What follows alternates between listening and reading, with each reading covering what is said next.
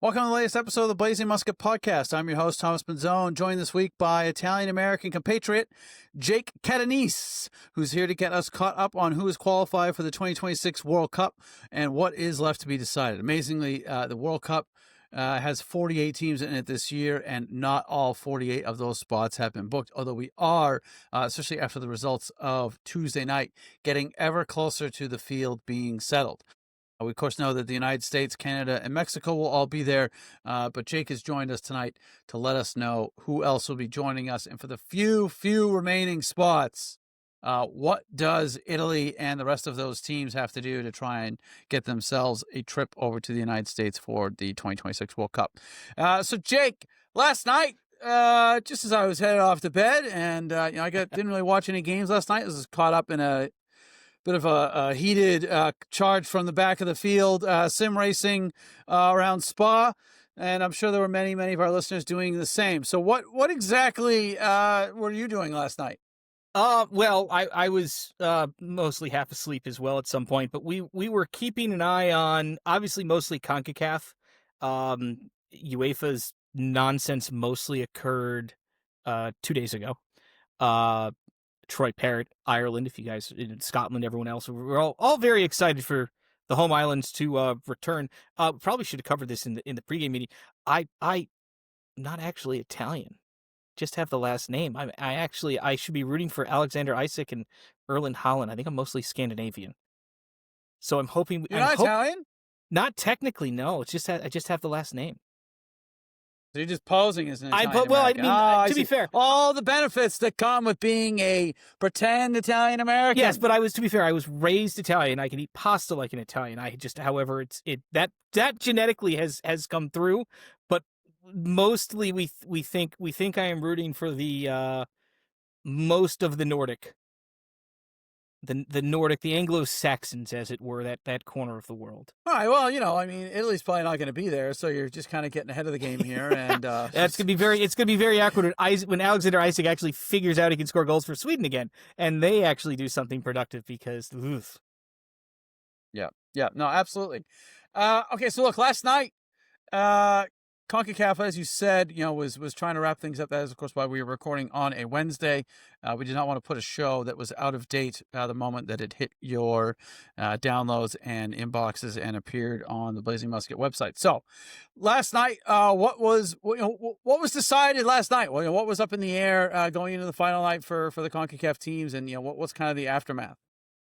So the basics are CONCACAF broke up their final, I think it's technically the third round of qualifying, into 3 14 groups.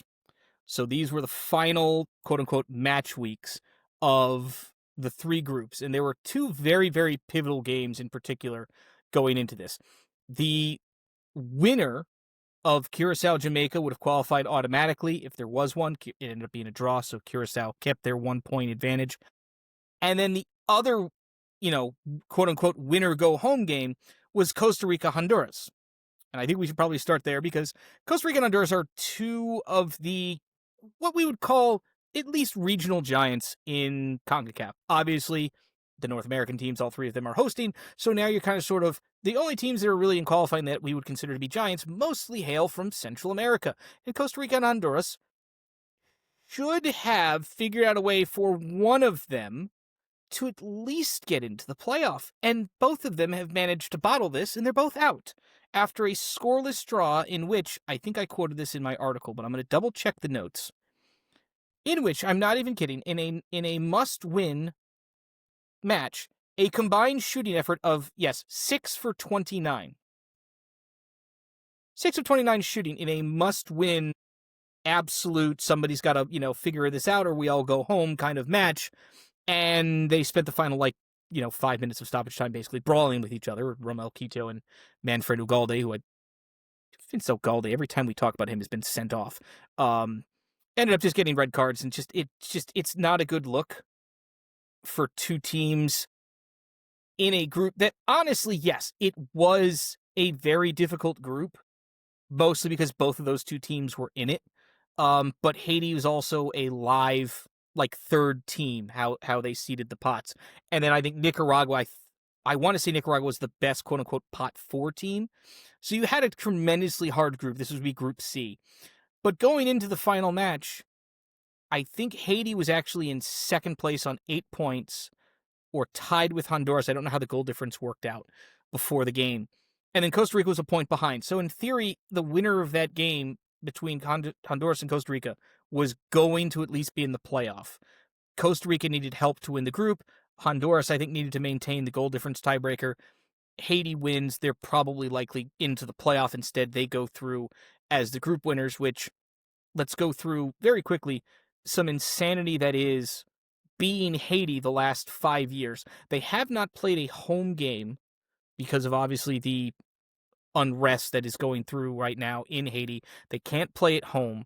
They can't really recruit out of their own league. There's a handful of players that play for the league. For the most part, these are international level players from abroad because it's easier for them to get in and out of the country, I guess. I don't know what the travel agreements are. And their head coach previously, like his key stops were Kenya and Equatorial Guinea.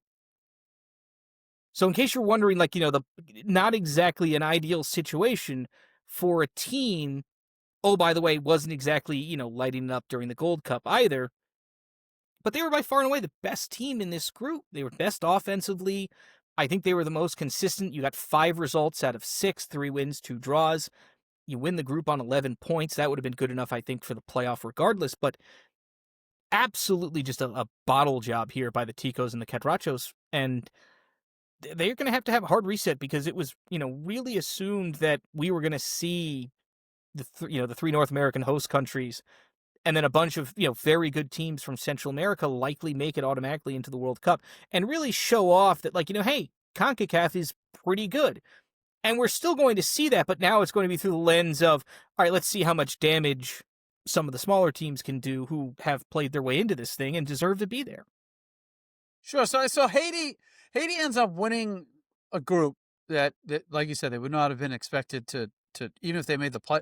I mean, would have making the playoffs for Haiti, would that have been a big enough deal? And then they've just gone ahead and won the group and they punched their ticket already. I think 100%, Haiti being alive, I don't remember if, maybe Wikipedia's got the pots here. I can see if I can find that. But I'm pretty certain Haiti was a pot 3 team. And they were the best. So here's the group breaks down. Costa Rica was the second best team out of pot 1. Honduras was the best pot 2 team. Haiti was the best pot 3 team, and Nicaragua was the best pot 4 team. And of the pot, so that's a tough group. That is a group of death. I'm not saying it's not a hard group. And to be fair, of the 12 teams in this group, most of the ranges we're talking about here are Costa Rica was ranked 54th at the start of this thing, and Suriname was ranked 137th. Now, I know the rankings are a little weird. I don't exactly view them like that. The only team that I would say is completely outmatched here is Bermuda, which, to be fair, they were completely outmatched. I think I got 1 result, if any, in this entire competition. But everyone else particularly coming off the Gold Cup, like Suriname and Nicaragua, you went okay, you know what? These are 2 teams that they're going to be able to cause some amount of havoc here, particularly to the back end of the group. But you figured out of the favorites, Panama, Costa Rica, and Jamaica, you were likely to see probably 2 of those teams win those groups. And they didn't. Now, Honduras not making a playoff is stunning, but it's not outrageous. Haiti jumping up and winning the group kind of is, but it's not like an absurd level. I think the fact that they won the group and neither Costa Rica or Honduras claimed a playoff spot is pretty staggering. That might be down to the difficulty level of the group really being the hardest out of the 3, really. Yeah, absolutely. I mean, so this is their first trip to the World Cup since 1974, which they went out in the group stage. Mm-hmm. And like you said, I mean, they can't even play at home, right? So it's a very challenging situation. So for them to go off and win the group, and they're up into a World Cup, it'll be 52 years between World Cup appearances. So that's a pretty exciting result. But again, like you said, though, right, I think if you're looking at this as, look, we want CONCACAF to have a really strong World Cup, Haiti might find them, if they can't keep this type of form going, might find themselves a little in over their heads when they actually get there next summer. Now, I don't think it'll be nearly as bad.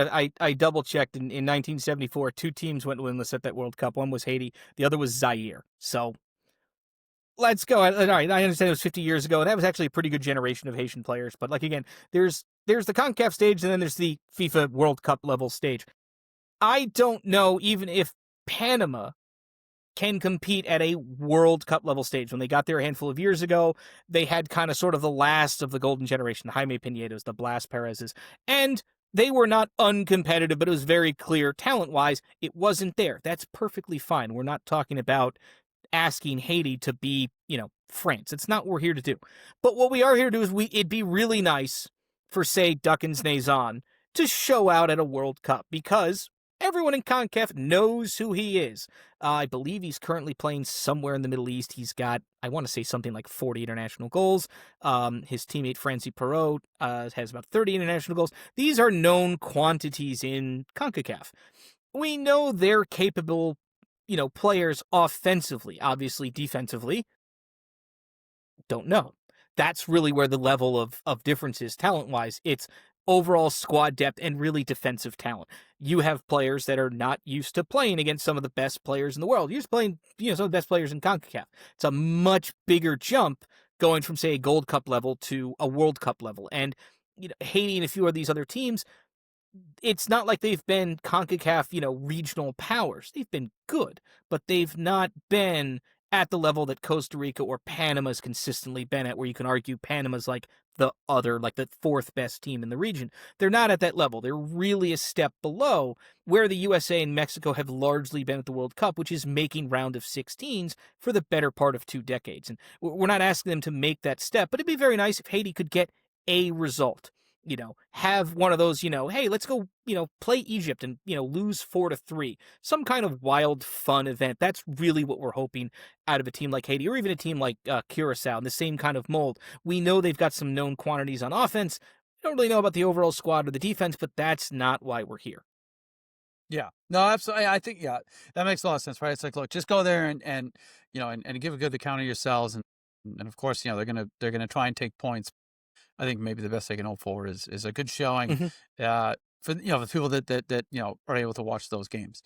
Okay, so we've got Haiti. Haiti wins Group C. They're headed to the World Cup. Just quickly, who was the playoff team in Group C again? No playoff team in Group C. Honduras finished second on 9 points. No. Yeah, no one even gets a second chance.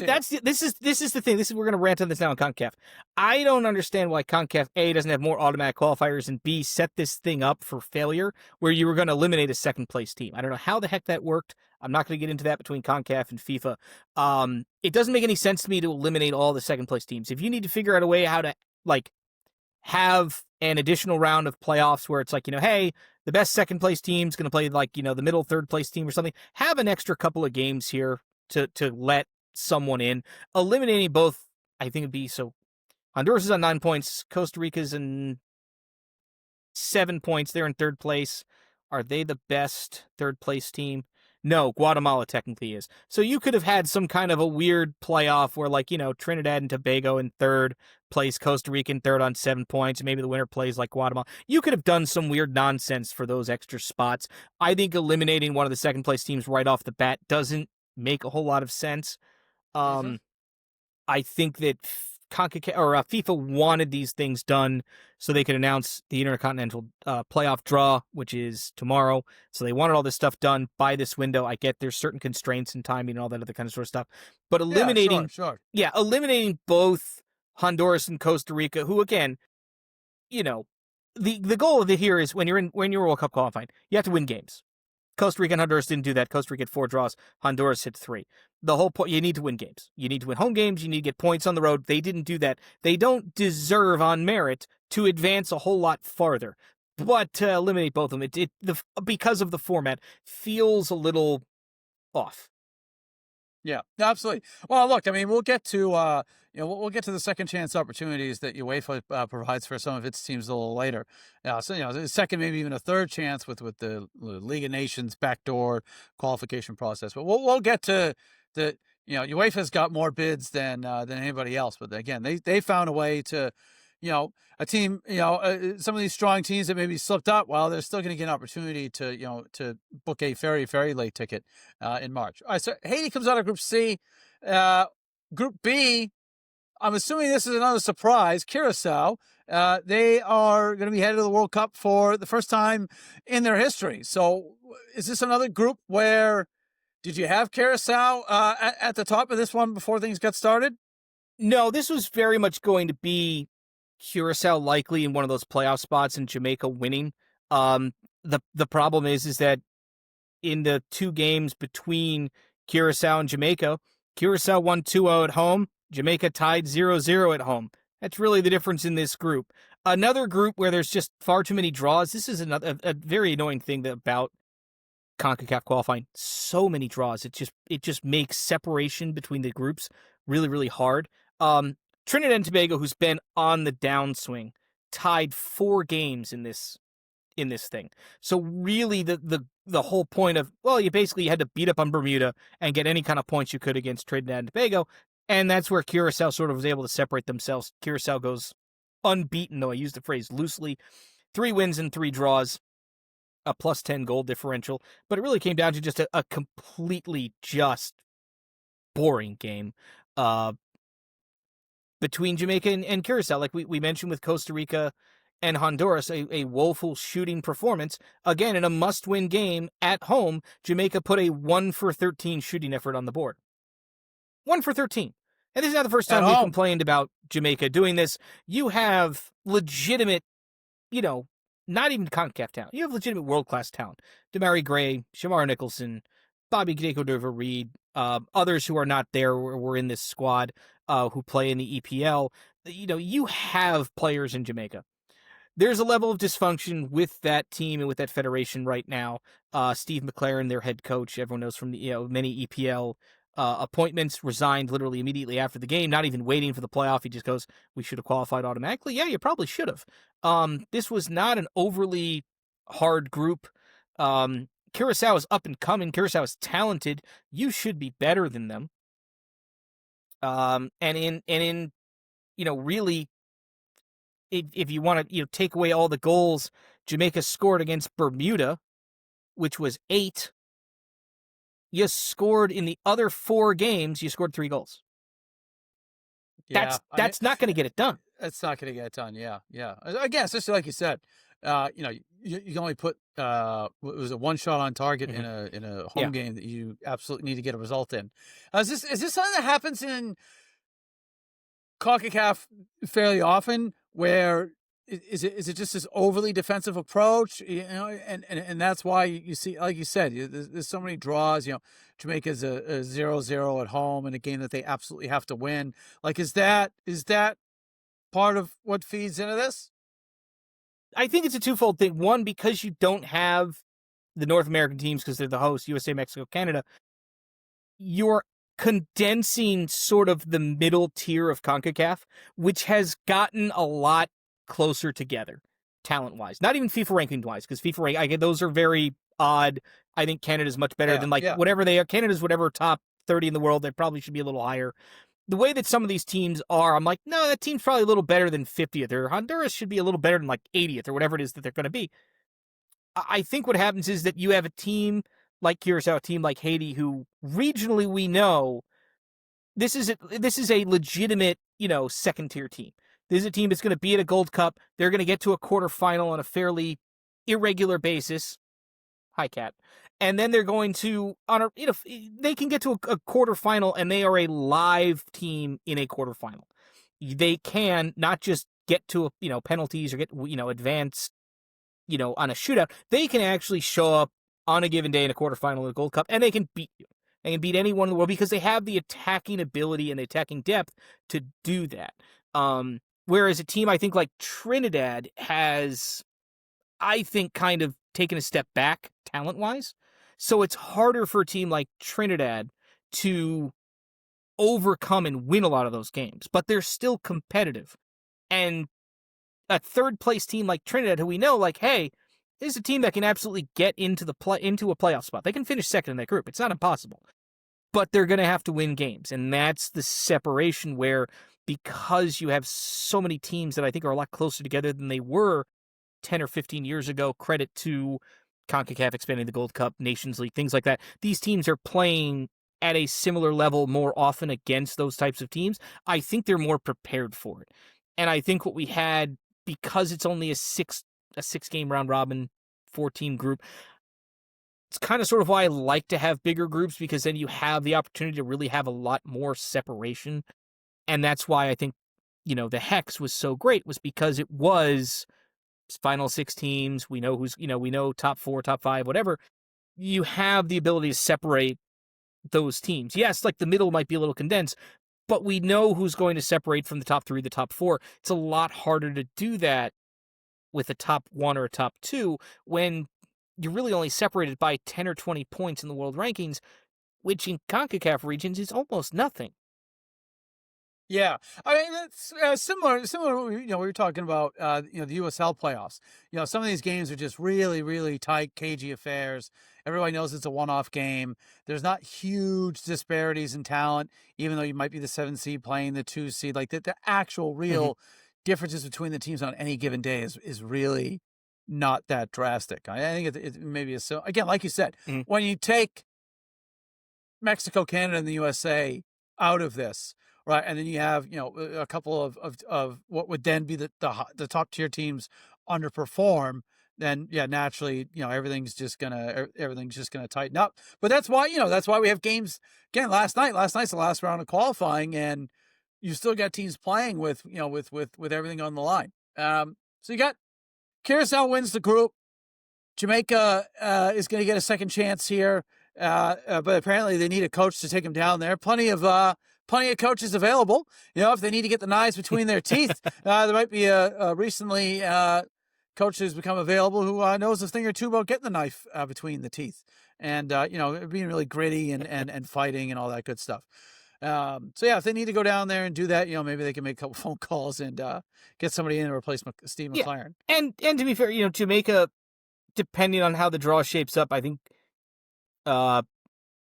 Congo and Iraq, we said, were going to be the 2 teams that are going to get the quote-unquote buys into the bracket final. Yeah, they're straight through into the final. I would think, now again, dysfunction aside, we know Jamaica has a certain level of dysfunction within that federation.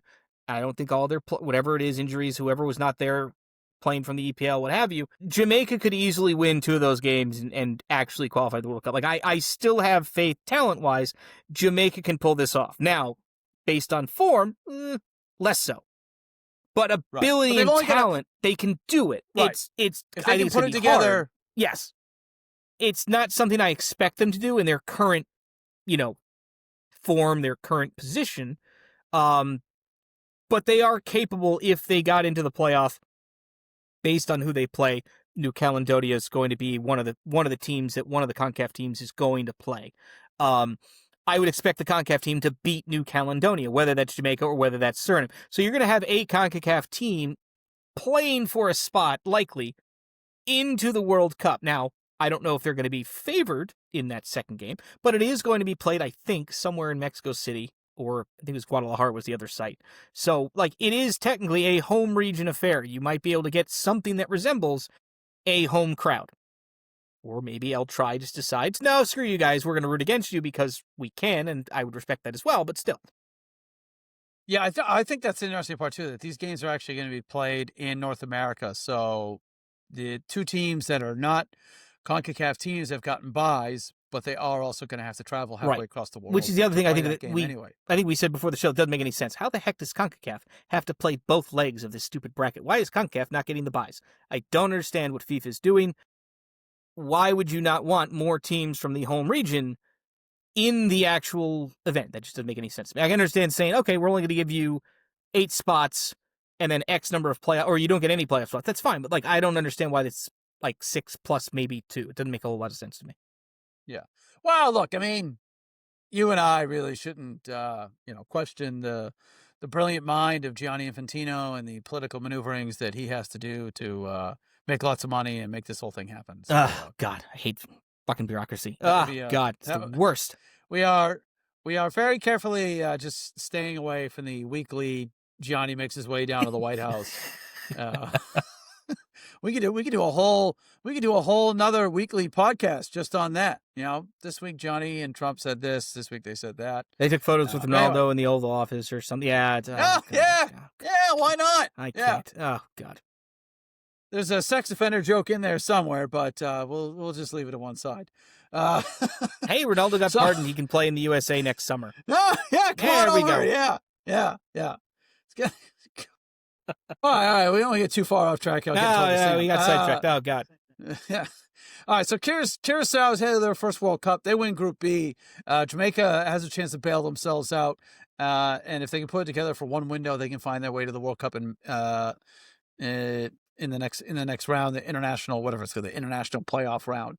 So that just leaves Group A, where it looks like Panama. Was this what would have been expected to happen? Is this the one non-surprise out of the three? Yes. Now it came down to the final game, which probably shouldn't have happened again. Panama needs to win more games. Maybe this is just a thought. Maybe Panama and Suriname shouldn't have tied 1-1 and 0-0 in their two games. It would have actually helped out this group. But they didn't. So it basically came down to who can beat the snot out of El Salvador more. And the general winner of that question was everyone. Going into this game, it was actually Suriname on top based on goal difference, I think, because they were both on 9 points. Panama wins their final game against El Salvador pretty much wire to wire. We talked very briefly about Bermuda being overmatched. El Salvador might have had probably the next most disappointing performance. They managed one win. It was on the opening day against Guatemala, and then they lost 5 in a row. They only scored 2 goals. And they didn't score any goals in the final, I think it was 4 games. So that's not where El Salvador wants to be. Guatemala might have literally taken the mantle of most annoying, tiny Central American country that nobody wants to deal with, which is, to be fair, something they probably used to have 20 years ago, and then El Salvador's been carrying that mantle. But yeah, Panama winning, not surprising. Suriname, however, making it to the playoff. Oh boy, do I have a story for you. So, good friend of the show, I assume, Dan Feuerstein and I were talking about this, trying to figure out the live goal difference as it was happening, because at this point, Suriname's going to lose. So Suriname already is okay, we're not winning the group. We need to start focusing on where Honduras is and making sure we're at the same goal difference as them, because we're all going to be on 9 points. Going into stoppage time, Suriname had a goal difference of only 2. They needed to score a goal.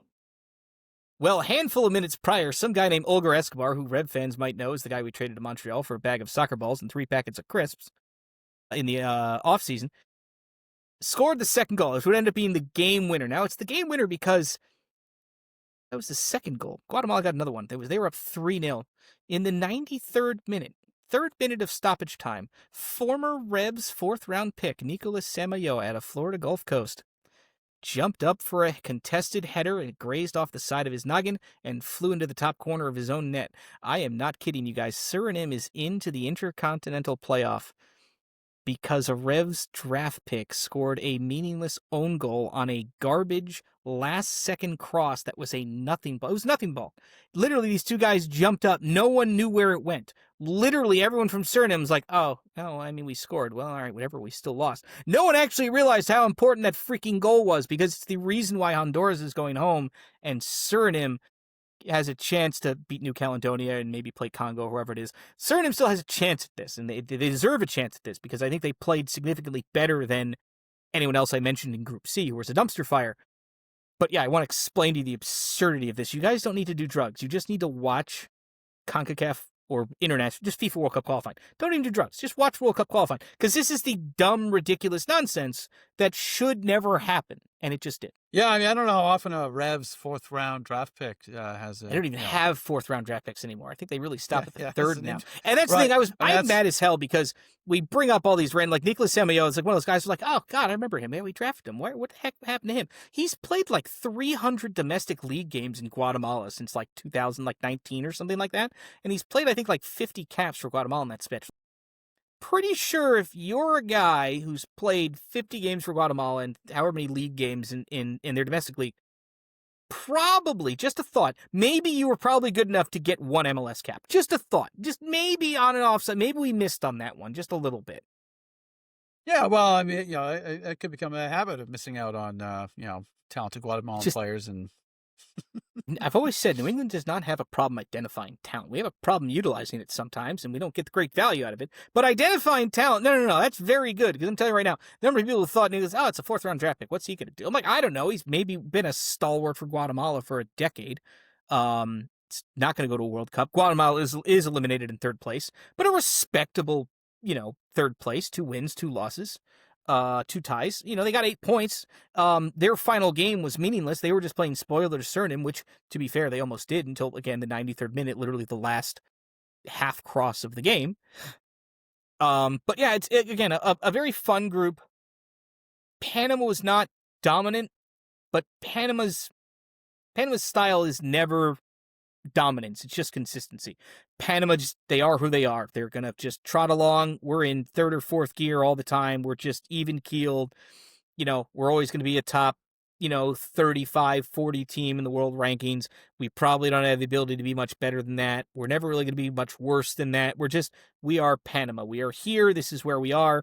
I give them an outside shot at actually, making it out of the group, getting to a round of 32. I think they have that ability.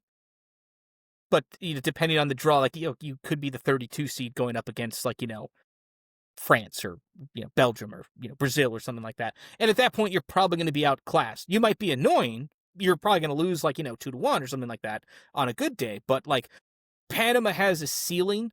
I'd like to see them have a better shot than they did when they had the old guard there a decade ago. But I don't know. Like I said, they're not exactly that team where it's some of these other smaller teams. You're just oh yeah, they've got some teams who can actually offensively change a game with one player, that guy who can just do that thing.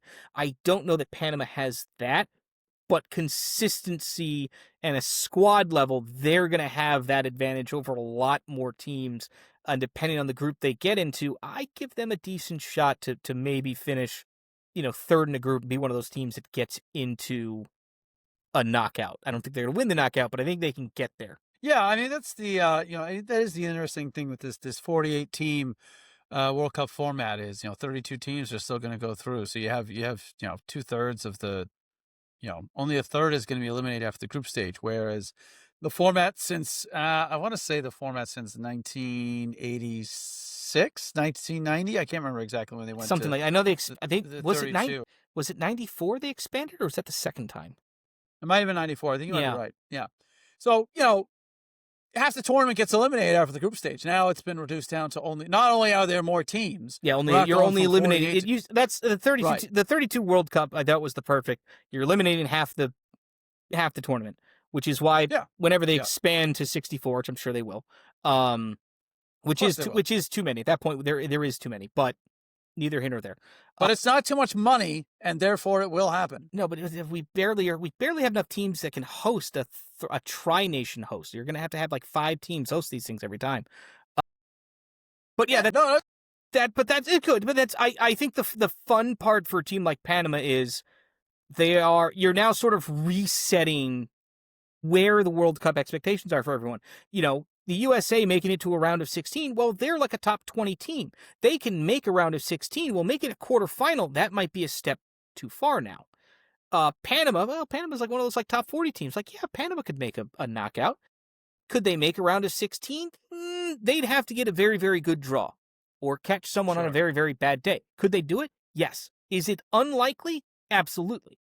And now you're going to also see, the level of, I guess we're going to have to call, actual Cinderella teams. It's not Iceland that shows up to a Euros. It's you're one of the, best 16 teams in Europe. You can hang with most of the people in Europe if you're one of the best 16 teams out of that region. Whereas if you're one of the best 16, you're one of the best 16 teams in CONCACAF, Bermuda is still getting pasted in this round of qualification. They are overmatched at the regional level. They are going to be completely outmatched if they ever make a World Cup, if they're at the ranking that they're now currently. I'm sure if they, they'd have to improve significantly to do that. But Panama's at that level where it's like they are one of the few teams in CONCACAF where, based on everything right now, they absolutely have the best chance to be like the fourth team in the knockouts. If we expect all three host teams, which we should, to make it out of the groups, you are the pot one team. You're at an advantage because you aren't playing one of the best 16 teams in the world. How many groups they're going to do? 12 groups. You're avoiding all that. You don't have to play, two top 16 teams. You got to play one at home. You probably should be able to manage that. Now, I think Pana will be one of those other teams where, beat the one team that's below you, steal a result against someone. You got 4 points. That's probably good enough as a third place team or second place team to get into the knockouts. However, the formatting is worked. I don't know if they've announced that officially yet. But yeah, I'm completely excited for Panama. They deserve this. Hopefully it'll be a better showing than their previous one. I want to say it was 2006. No, It was 2018. 2018. So yeah, I'm way off. I'm thinking of Trinidad. But yeah, I think that was a rough tournament for Panama. I want to say they didn't finish last. They finished in the bottom three because they had two games. They just got absolutely just blitzed. And I felt bad for them. Yeah, I think that's the idea, right? Okay, you're happy enough to go for the first time in 2018.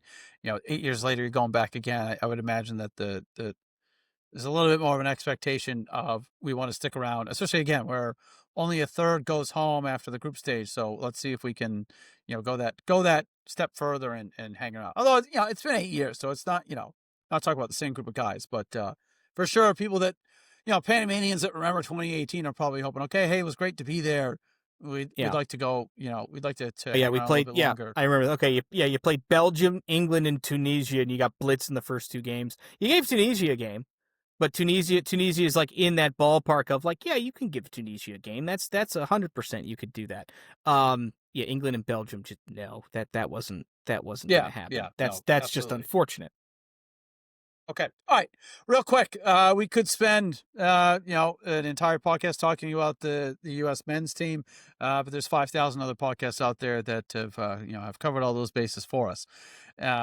Just quickly, the U.S. in their most recent window, how do you think they did, and how much can we really take away? Some people are really excited because some MLS players showed up. Marcelo Bielsa. I don't know that the greatest coach of the last 25 years is going to be losing too much sleep over that. But how significant was the U.S. thrashing of Uruguay last night, and where do you feel like things are with the U.S. Where they've only got a handful of warm-up games left? I mean, any kind of momentum that the U.S. can build right now is good. The form is good now. Obviously, everyone's going to point to, well, Pulisic wasn't there, and McKinney wasn't there, and Pochettino was very rightly bristly about what do you mean regular players? I don't understand regular players. The players I have are the players. I don't understand what you mean regular players. It's a double-edged sword because, yes, the USA is going to need Pulisic and Weah and hopefully a completely healthy Dest and a completely healthy Anthony Robinson. Like, those are going to be their most dangerous players. I think the three at the back, the three center back, wing back formation is the way to go. I don't care if you call it 3 at the back, 5 at the back, whatever. It's not important. The reason why it's so important is the USA has always predicated on basically ruining games with their fullbacks, whether that's Dest and Robinson, or we've now discovered these two guys, Max Arfson and Alex Freeman, are kind of good at soccer. They're not very good at defense. We don't care about defense. We care about being attacking wingbacks. Why? Because they break things. They overload. They do all these things. And both those two guys going forward, even at an MLS level, even at a Gold Cup level, they are capable. And if you are going into a World Cup with Dest, Robinson, Arfson, and Freeman as your 4 wingbacks, that's a problem because all 4 of those guys are going to, at one point, cause issues for players. They're going to absolutely break a formation. You're able to rotate guys in, and Freeman and Arfson are going to be able to go at someone and cause a problem. That's a depth thing that the USA has been lacking the last handful of years. Dest's been injured a lot. Robinson has missed some significant amount of time. They haven't had that production out of the fullback position.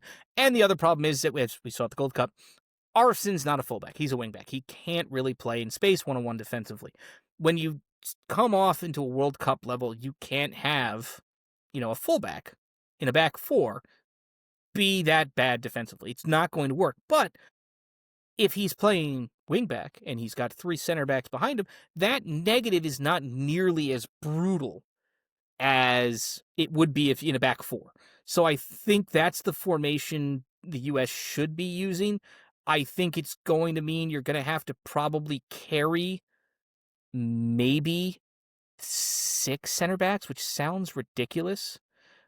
But I'm counting kind of sort of 5 center backs, and then I think like Tim Ream is kind of your like super utility defender, where you can just shove him anywhere, and it's Tim Ream. I don't know how the heck he made it to the World Cup in 2022, but he was probably your best player at that tournament by a lot. And the fact that he's still sticking around is a testament to his ability, and kind of sort of that no one else has really just sort of taken the job away from him. He still deserves to be on the roster, which, at that point, I understand he's 37, but like, you know what? If that's your vibes guy in this World Cup squad, I think I'm okay with that.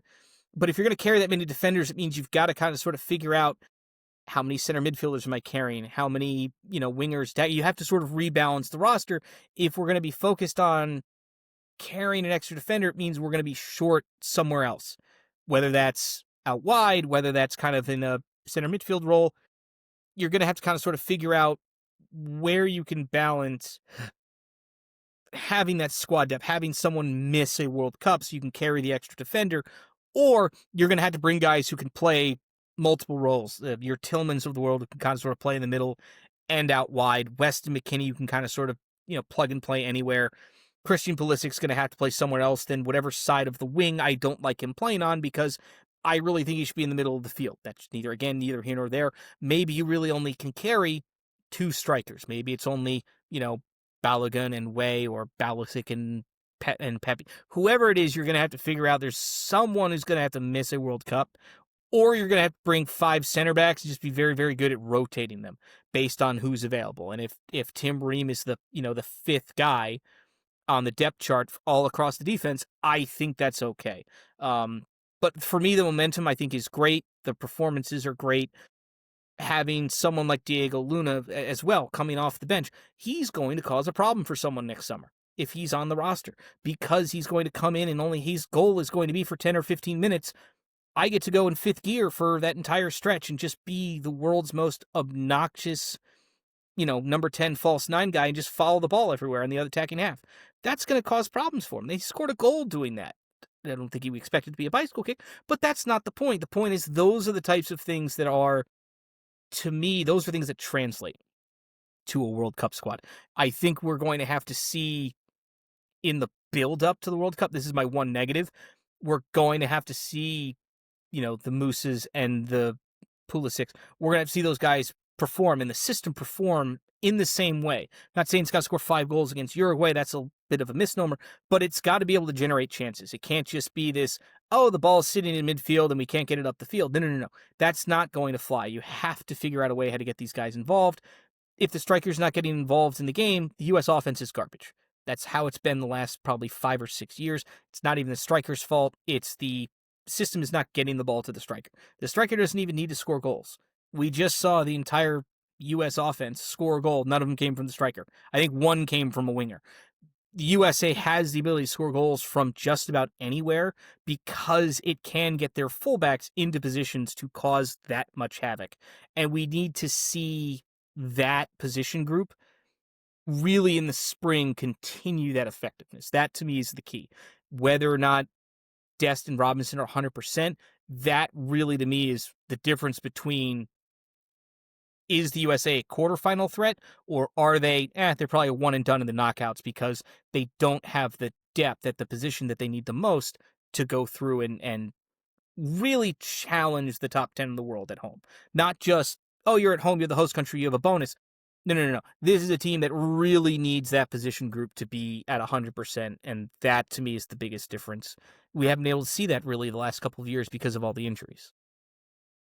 Yeah, I this way, kind of watching this from afar. I don't remember the last time I watched the U.S. game, to be honest, but the vibes around the team, it just following on social media and you know the YouTube soccer shows that I watch, like the Morning Kick Around with Jason Davis.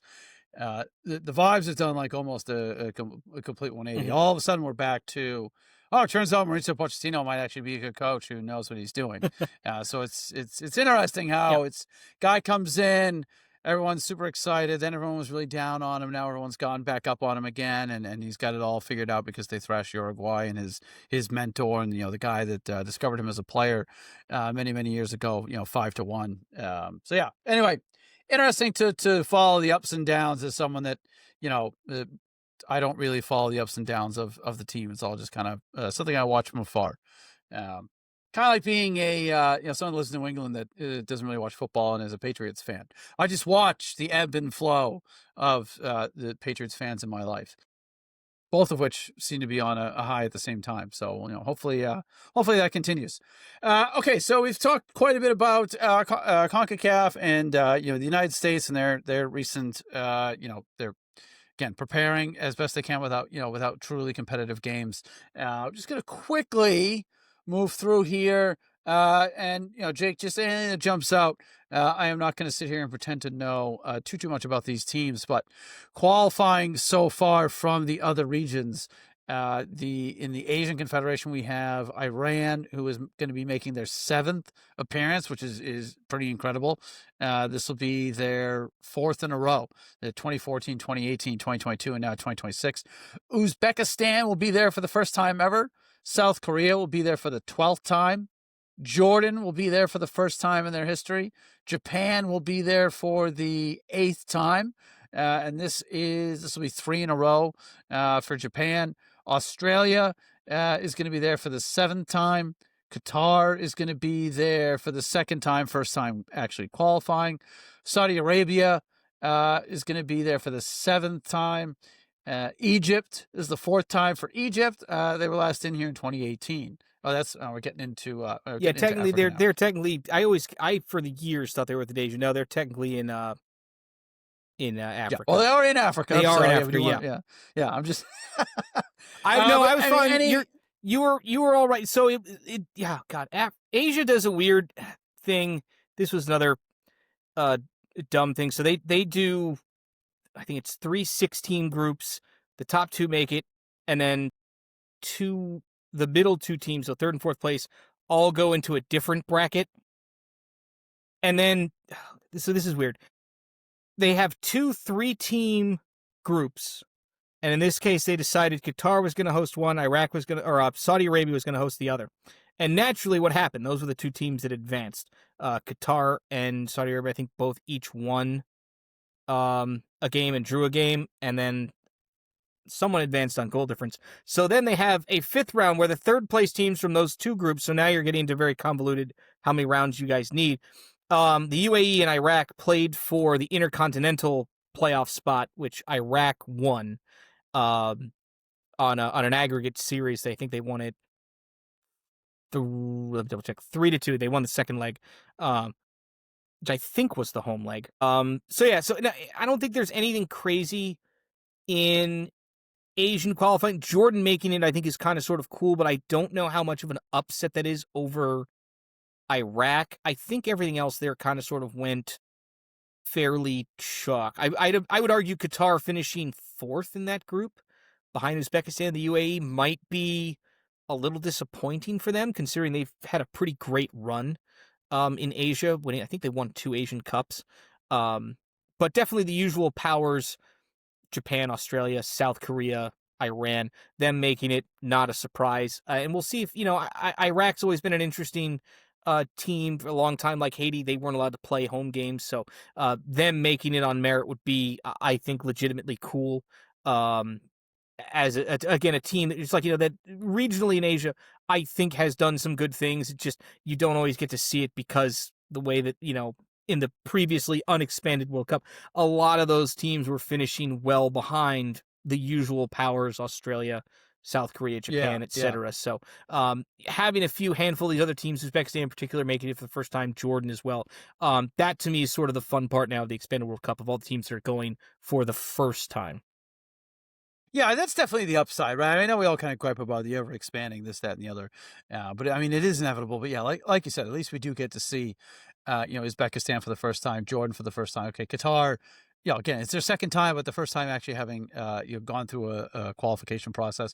And then like you said, there's still room for all the regulars. Saudi Arabia, Japan, South Korea, Australia. Obviously, moved somewhat recently into the Asian Confederation. Yeah, sometime the Which then last couple of decades, which was necessary. It wasn't Yeah, no, I fair to mean, it have was them. just kind of just pile on Oceania and just kind of I beat kind of everybody sort of up. wish they'd And figure out a way how to get like New Zealand and the rest of those guys like in and just have like, hey, you're gonna play against Asia, but you're gonna have your own qualification. So like New Zealand probably is gonna be the one that's gonna make it the farthest, and then whoever has the best record in whatever round everyone gets eliminated, that'll be the wild card team for the playoff. I wish they would do it like that because I think that would help. Oceania in particular, that's how what they need to sort of get better is sort of in joining the Asian process, but that Confederation does stuff. It's already convoluted so much. It would be a disaster to add more teams, particularly more bad teams, unfortunately. But yeah, yeah, but I take your point though, right? It's similar to the Caribbean teams, right? The Caribbean teams for sure benefit from being able to get games against good teams. Yeah, okay, in their confederation, but outside of their direct geographic area, and play North and Central America. Okay, and let's see. So we'll pick it up here with the African teams. Like I said, Egypt is in for the fourth time. Senegal is in for the fourth time. South Africa is in for the fourth time. Third time qualifying. And that's actually the first time since 2010. So this is the first time South Africa will be in the World Cup since hosting it already 15 years ago, which is insane. Cape Verde, I think that's obviously the one that's probably gotten the most attention. The African qualification process, their first ever World Cup appearance, and then it is rounded out with Morocco going for the seventh time, Ivory Coast for the fourth time, Algeria their fifth trip, Tunisia their seventh trip, third in a row, and then Ghana making trip number 5, also first time since 2010.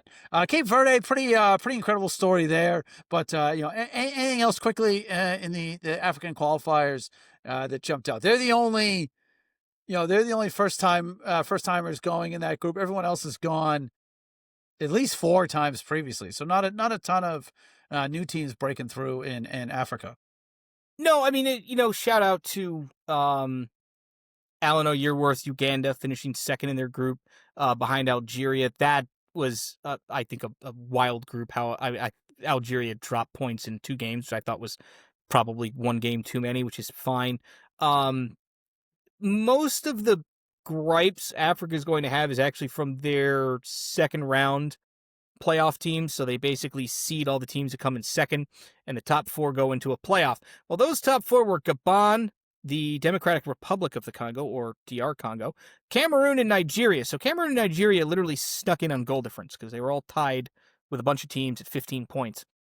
And then Cameroon and Nigeria avoided each other in the first round of the playoffs, because I don't know if it was a random draw or if it was seeded. But Nigeria and Cameroon, you figure, they're gonna walk through this. They're top 50 teams. Nope, they both bottled it. Cameroon bottled it in the first round to the DR Congo, and then Nigeria lost on penalties to the DR Congo. So the DR Congo goes into the Intercontinental Playoff. They're the other bye team with Iraq, waiting for the 2 CONCACAF teams, New Caledonia, and there's someone I'm missing from South America that'll be in the draw tomorrow. But yeah, Cameroon and Nigeria missing out and being wildly not great in this playoff run. That's pretty brutal. Cameroon only lost 1 game, but they drew 4. And Nigeria, same thing. I think they just drew too many games, but they were only a point behind South Africa. That group was wildly competitive, with Benin also finishing on 17 points in third place. I think it was Group C, if I remember correctly. I was just looking at it. But yeah, Africa is always one of those regions where somehow someone drops off like really hard, and you're always kind of sort of like wildly disappointed in them. This time it was more of just, well, you had all these teams get into the playoff, and Gabon, I wouldn't say Gabon's like a Cinderella team, but certainly one of those teams where it's like, well, we're gonna be nice. There was also some shenanigans. Someone dropped out in Africa. I forget who it was, and it screwed up. So they had to do the thing in Europe where they don't count like the 50 goals you score against Malta, or Oh, yeah, they just Gibraltar. nullify the whole. So they just Right, yeah. only are counting like the 8 games and all that other kind of sort of nonsense, and it's fine because I think it would just been 2 wins for everyone. But, Gabon I think was technically like the highest seeded team. But like I said, like Nigeria and Cameroon both missing out, like that's kind of a big deal. Yeah, yeah, Not that Cape yeah, Verde. I think absolutely. Cape Verde's been very good over the last handful of years. I don't know their African Cup of Nations record, but I don't think there's any team that's like ridiculously surprising. It's just a couple of teams that outside of those two.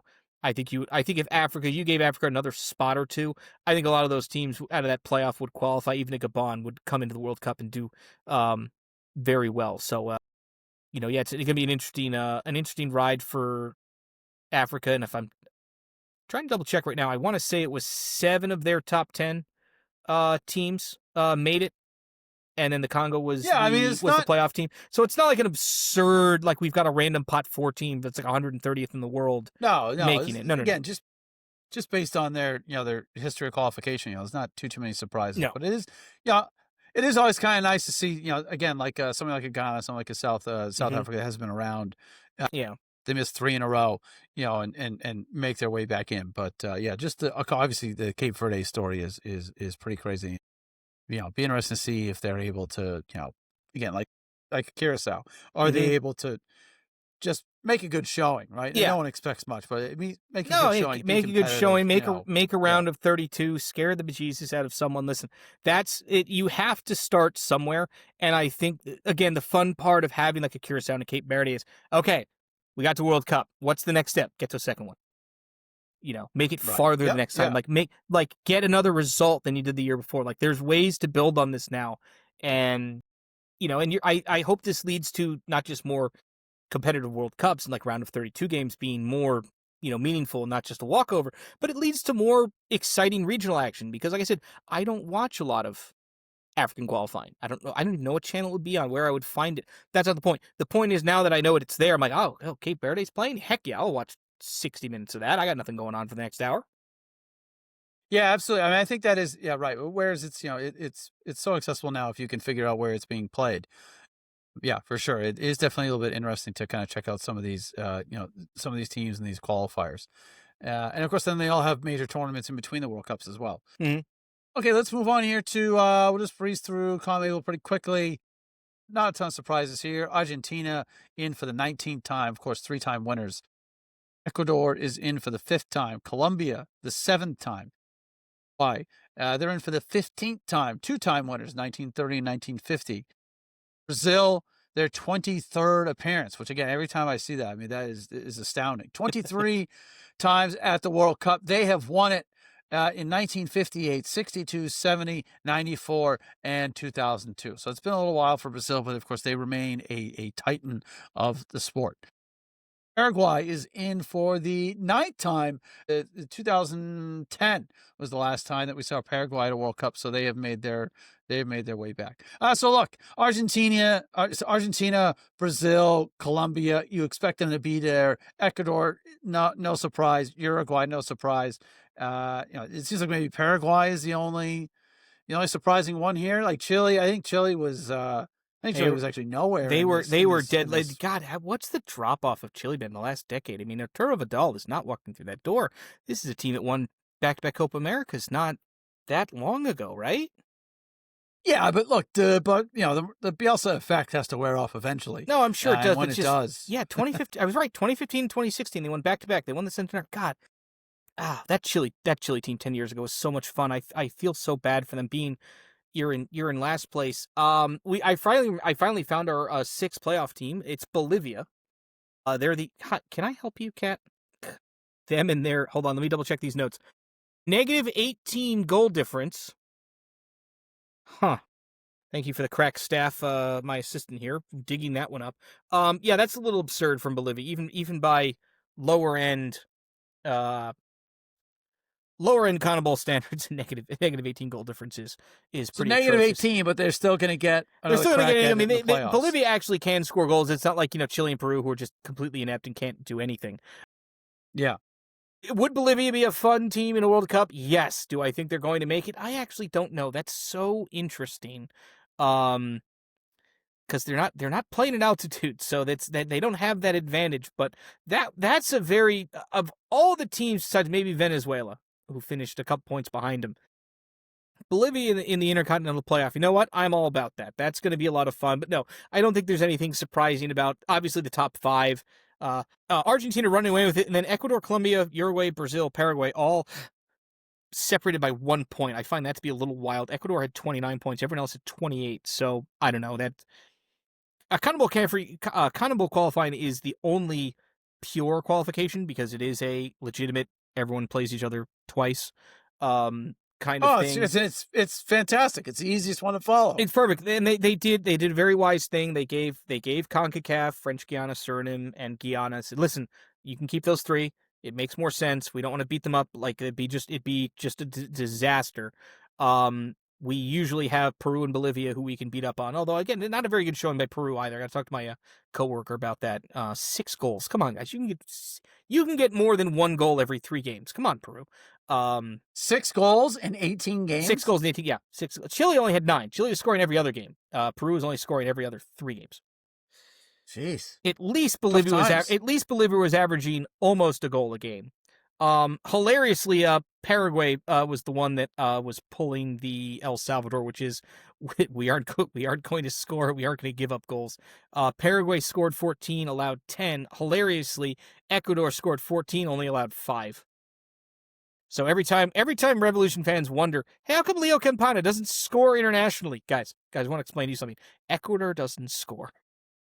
They scored 14 They scored 14 and 18. They scored 14 goals in 18 games. They won 8 and drew 8. They only lost twice. Ecuador's the most infuriating team you don't want in your group out of South America. Sounds like it. They don't, like everyone else you kind of sort of know, like, these teams are good. Ecuador's that, like, oh, God, we have to deal with them. Dang it. Why, of all the teams to get, why couldn't we get a normal team? No, we had to get Ecuador, which is why we love them, because that's the level of obnoxious, at least in CONCACAF, we aspire to be. Yeah, I mean, only conceding 5 and 18 is... That's tremendous. I mean, I guess obviously, like, only scoring 14 is not, but... Yeah. Without having watched any of their games, it's not too hard to figure out how. No, there's a lot of 0-0s. There are, and it's split like even, like home and away. I want to say, if I were to double check, I think they had 8 draws. 8 draws. I want to say 6 or 7 of them were scoreless. Yeah, that's that. If not more, it could have been 7. Like, it literally was one of those things where just like, and I bet you they were fine with it the whole way, because they're like, we know we draw this game, we're fine. Don't need to win. Well, that's the thing. I mean, look, that is maybe the one downside to, 18 games in a single table, and, you've got 6 teams that qualify directly. It's like, well, we don't have to be really good. No. We just have to make sure that we're not really bad. We just have to be not even the top half, the top 60%. Right. Exactly. Right. So we just have to be not horrible. Right. So yeah, absolutely. Yeah. So look, easy to keep track of what's going on down there. Doesn't necessarily mean that you should be tuning in for every single one of these games where, again, teams are like, we're not, you don't get trips to the World Cup for being entertaining. Nope. Okay. Let's move on to last, and of course, certainly not least, because they have more spots than almost the entire rest of the world combined and 17 different ways to qualify. The Titans of UEFA. The following teams have all qualified already as group winners. Every single one of the teams I'm about to name won a group, because that's how many they have. Germany, they will be making their 21st appearance. They are 4-time winners. Switzerland is headed for the 13th time. Scotland is headed for the 9th time, but is the first time since 1998. So it's been a long time out in the cold for Scotland. They have punched their ticket and will make a glorious return to the World Cup. for the first time in nearly 30 years. France, 17th time qualified, 2-time winners. Spain, 17th time qualified as well, 1-time winner back in 2010. Portugal is here for the 9th time. The Netherlands, which of course famously have never won the World Cup, but had the two most spectacular second-place campaigns in the history of sports, 1974, 1978. They are here for the 12th time. Austria has qualified for the 8th time, also the first time since 1998. Norway is here for the 4th time, and again, also first time since 1998. So 3 European teams making their first World Cup trip in this century. So kudos to all of them. Belgium are here for the 15th time. England is here for the 17th time. They are, of course, 1-time winners only in 1966. And then Croatia is in the 7th. This is the 7th appearance for Croatia. So again, every single one of those teams won their group. They have all been here before. But again, Norway, Austria, and Scotland making their return for the first time since 1998. And Croatia making their 7th appearance. That's Croatia instead of insert every Yugoslav, whatever. I don't know who the spiritual successor to Yugoslavia is. I can't remember if it's Croatia or whomever. But yeah, that's well, we are not going to wade into that, Jake. No, we are not going to wade into that's too much. Who is the spiritual successor of the country of Yugoslavia. Yeah, we will skip that one. But needless to say, Croatia has been here many times in the time that they have been an independent country, and I think we'll safely just leave it at that. But Scotland's been independent for quite some time. They're here for the first time since 1998. Austria, Norway. Is there anyone else that stands out? These are all kind of the regular contenders here. Yeah, I was going to rattle off the second place team. So again, UEFA does this insane system of playoffs with the Nations League. So the second place teams are Slovakia, Kosovo, Denmark, Ukraine, Turkey, Ireland, Poland, Izmir, Bajraktarevic, and Bosnia and Herzegovina, Italy, Wales, Albania, and the Czech Republic. And then they're joined by 4 teams who somehow advanced because they did well in the Nations League, I guess. Northern Ireland, Sweden, Romania, North Macedonia. Now, Sweden somehow managed to bottle this so hard they finished 4th in their group. I don't know how they did that.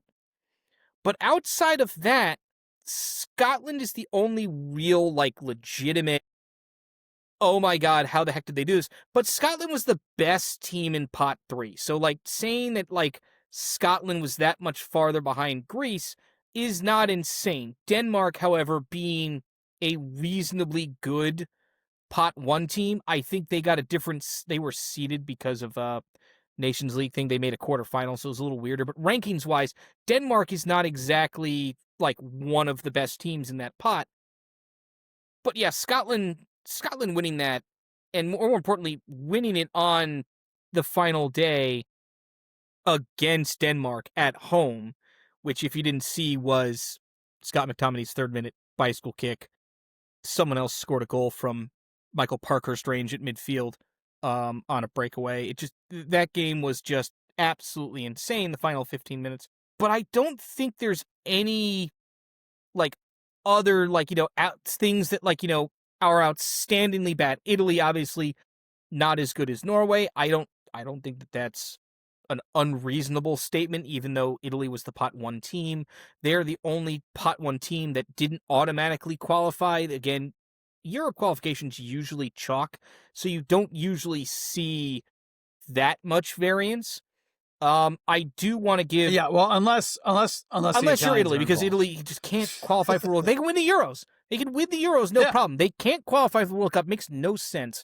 I'm still kind of excited. The European playoffs are still going to be those are still going to be a lot of really, really good games. Let's be honest, still fun.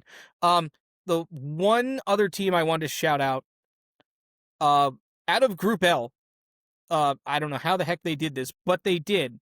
I don't know how many wins the Faroe Islands had in their qualification history coming up to this year, but I bet you could probably count them on 1 or 2 hands. They went 4-4 in qualification. Now, I understand that their qualifying group also included Gibraltar, who is bad, and Montenegro, who was decidedly not good at any point in this competition. But the Faroe Islands actually have legitimate wins in this competition And I couldn't be happier for them. It's not like they beat Gibraltar. I think they beat Gibraltar twice, but they also beat someone else. I'm trying to see if they beat Croatia. I don't think they did. But yeah, Yeah, just but this is kind of the thing, right? Like one of the that was few the Czech Republic. things They beat the Czech Republic 2-1. I knew they beat someone. like I mean, this is one of the few things that you could say that FIFA as a whole has gotten right is these nation league games that gives these smaller countries more opportunities to play against other countries of a similar size in competitive games and actually have that experience instead of what they said before is look like we have to take these games against these bigger teams and friendlies because they're going to pay us. Like, yeah, we're going to get pasted. It doesn't really do us any good. But for our federation to survive, we've got to take these checks when they come along. Like you couldn't have, like you said, you couldn't have Gibraltar call up Kosovo and say, hey, you want to get together and play a friendly? It's like, no, Right. no. Turkey wants to play both of us and they're going to pay us. So, no, we're going to Turkey. So I think that is, again, it's very rare that a governing body gets anything right. But this implementation of the league, Nations League, it makes sense. It fits in the calendar. It does away with friendlies, which nobody likes. I never heard a fan, a player, a coach. Nobody likes friendlies. Nobody wants to see more of these things. It's just and UEFA somehow found a way, to do away with it. And I think that's why you see, okay, somebody like the Faroe Islands can actually go and get a real result in a real game. They didn't qualify. They didn't get a backdoor qualification in the playoffs. But like you've talked about before, right? You can build off of this over time. I mean, the fact that Iceland, 350,000 people compared to Gibraltar. It's 10 times the size of Gibraltar population-wise. But still, right, that there is that, hey, Iceland only has 350,000 people. They found a way to get to a world, they found a way to qualify for a European championship. Yeah. Like, they've had success that far outweighs the size of their population. Why can't we go and do the same thing at some point? Right. And then the whole point now is like you're going to see, hopefully at some point Iceland make it more regularly. Now, Iceland did not have a spectacular qualification this time around, which is fine. Like, they're not always going to, be at the level that we think they can be at, and you're in a group with France. Like, all right, well, you've got to probably catch someone at a different, like, oh God, France. God, they're so freaking obnoxious and good all the time. And obviously Ukraine's, obviously Ukraine has their own issues and they finished second in the group. But like, Iceland's like, you're going to see more teams like that. Like, Hungary's disappointed as all heck right now that they finished below Ireland. That was the other wild game from a couple days ago. Was Ireland scoring Troy Parry with a hat trick. Troy Parry with a hat trick. Shout out to the guy. Unbelievable stuff. Yeah. Hilariously, a week and a half ago, I signed Troy Parry as a free agent for my League 2 team. I'm playing FIFA 24 against, or not FIFA 24, whatever they call it now. And yeah, he's way too good to be on my League 2 team. But yeah, it's just like those are the things, like, you're going to see more of that in Europe in qualification. I wish Europe would get rid of a few groups, maybe sort of qualify the top two, and then have the third place teams go to the playoffs, to kind of eliminate some of these weird 4-team groups that just feel a little thin. I don't know. It's adding like, the Moldovas and the Liechtensteins. I understand you're gonna have some teams that, like, they don't always fit or they're not always balanced, but it always feels weird to have a bunch of teams with 8 and a bunch of teams with 6. I know there's not a really good way for them to solve that problem, but it's whatever. No, but they could, like what CONCACAF has had to do with, an initial round to get it down to a number that works, to get it down and I understand, like, that. The problem is that you actually have, Gibraltar, Liechtenstein, Moldova, San Marino. Those are teams that are very rarely not going to ever really compete at an international level. But like Lithuania, Latvia, Estonia, the Baltics, like, they absolutely could. Like, they could be there. So yeah, I think you need to figure out a way to get, some of the little teams maybe out. Or you're right, figure out a way how to maybe get all the teams who are in 4th place, which occasionally is going to, you're going to pick up a team like Sweden or a team like, I don't know, North Macedonia or someone's going to get wrapped up into those lower pots. But like, all right, hey, you guys have to go survive, go beat San Marino. Like, I'm sorry, but I understand Europe is the one that's it's not South America where it's the perfect qualification where everyone plays everyone evenly. Europe wants to say, no, we want to put everyone on the same footing. Everyone's in a group. Everyone's got their own shot. I get it. I do love it. I think they should have less groups, whether that means you're going to have, mostly 5-team groups with a handful of 6, things like that. I think having 12 and then this absurd other 16-team playoff, I think is too much. I think that's too much, Europe. I'm sorry. Yeah, no, I know that the additional and the thing is too is, these 12 teams now have to wait around until March. So this is they're gonna do, what did we say it was? They're gonna do 4-team brackets. So it's gonna be 4 mini brackets, right? So 4 teams. Someone out of those 4, each group of 4 is gonna win twice. So there's no home and away. It's just it's a single elimination bracket. You win and you're in. 4 people who win those brackets. That's fine. I don't hate that concept. I don't think there should be 4 spots. Maybe if there were 2, you only have 8 teams. Yeah, but to do it in March, I mean, look, especially if you're a fan of that team, you're coming in. Wait around. You're coming in like the 12th round of buying tickets and hotels. I mean, if you're especially the Irish, I mean, I think everybody would love to see the Irish qualify for the World Cup. Mm-hmm. The Irish certainly, their traveling support is fantastic. They bring the party wherever they go. We saw that last time they qualified for the Euros. They make a really good time of it. And obviously, there's a huge Irish American population over here. That would be tremendous. But we're not going to know until March. And you're already doing the pre-sale for the tickets now, and all the hotels are going to be gone. Everything else. So it's right. There's no way I think that the way the FIFA calendar is set up, I don't think they have a good way to set up the playoffs before the end of the year. They need the final November window. That's the end of qualification, and then they can set up the various. But that's why Europe has their own playoffs separate from the Intercontinentals, because that way, hey, you guys don't get any extra spots. You stay over there. We're going to take the other however many spots from the rest of the world. I think there should be more than 6. I don't know why CONCACAF only got 2. Again, all these other little things. You can have those extra games and have those extra spots. Yes, doing it in March is annoying, but it might be the only actual time they can pull it off. And I get that. It's not a great way. It's better than some of the other things they've done. They had those warm-up games in Qatar a few years ago where it was literally there were people playing 2 weeks beforehand, and they were going to that was the Intercontinental playoffs. It was I want to say it was in the lead up into the tournament. I think it's better that they do it in March. You have an off season. You can get people healthy, get a couple, an actual international break in instead of cramming into some spot in the calendar it doesn't belong in. All those other types of things. You actually have a chance to scout the opponents. I get it. I do think the timing does kind of sort of suck, but I think doing it in March is the best because that gives teams enough time. Okay, here are the playoff teams. You 4 made it. Go talk to the USA, go figure out they've got some, you're going to be in whatever group, because the groups at that point I think should already be announced. You'll just have playoff so they're 1 gonna and playoff know, 2.